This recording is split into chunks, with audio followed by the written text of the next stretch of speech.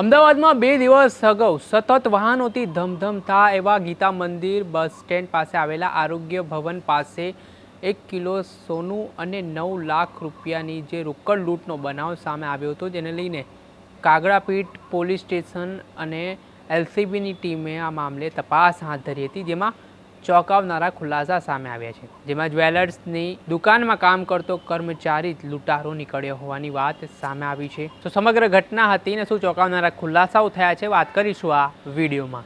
વૈષ્ણવજન તો તેને કહીએ જે પીડ પરાઈ જાનાને રે। નમસ્કાર દર્શક મિત્રો, નવજીવન ન્યૂઝમાં આપનું સ્વાગત છે। હું છું ફૈઝાન। અવારનવાર ગુજરાતના જુદા જુદા જિલ્લાઓમાંથી લૂંટની ઘટનાઓ સામે આવતી હોય છે। તેમાં કેટલાક કિસ્સાઓમાં મોટા ભાગે જે કર્મચારી હોય તે લૂંટારાઓ સાથે સંડોવાયેલા હોય છે ને તેઓ લૂંટ તેમની સાથે થઈ હોવાની વાત કહીને પોલીસ ફરિયાદ નોંધાવતા હોય છે। ત્યારબાદ જ્યારે પોલીસ તપાસ હાથ ધરતી હોય છે ત્યારે સમગ્ર મામલાનો ભાંડો પણ ફૂટતો હોય છે।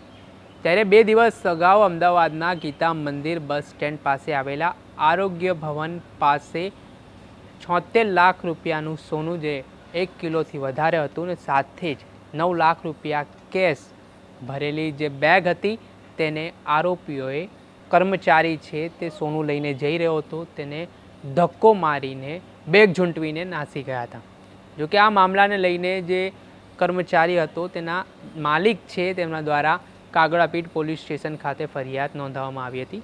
આ ફરિયાદ નોંધાયા બાદ કાગડાપીઠ પોલીસ સ્ટેશન તેમજ સ્થાનિક અન્ય એજન્સીઓ પણ તપાસમાં જોડાઈ હતી। તપાસમાં જોડાયા બાદ સ્થળ પરના સીસીટીવી કેમેરા તપાસ કર્યા હતા અને તપાસ કરતાં 3 જેટલા આરોપીઓની ઓળખ કરી હતી।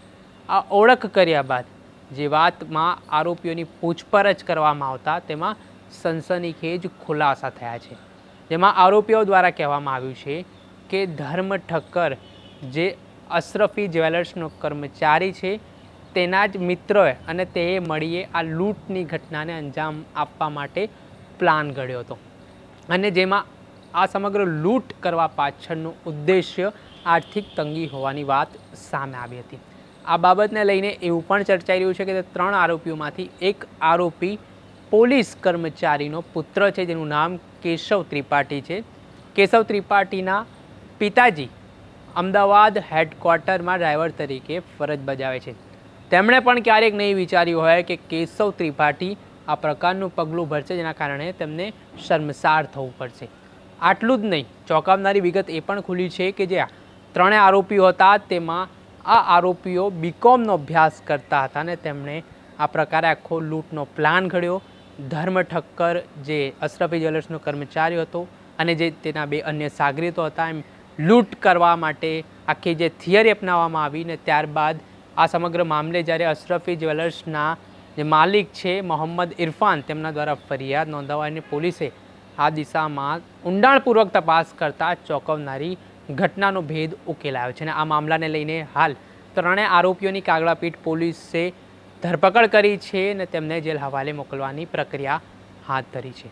દર્શક મિત્રો, અત્યાર સુધીમાં બસ આટલું। આવા નવા વિડીયો સાથે આપને માહિતગાર કરતા રહીશું, એટલે નવજીવન ન્યૂઝની ચેનલને આપ લાઇક કરો, સબસ્ક્રાઇબ કરો અને શેર કરવાનું ભૂલતા નહીં। નમસ્કાર। વૈષ્ણવજન તો તેને કહીએ જે પીડ પરાઈ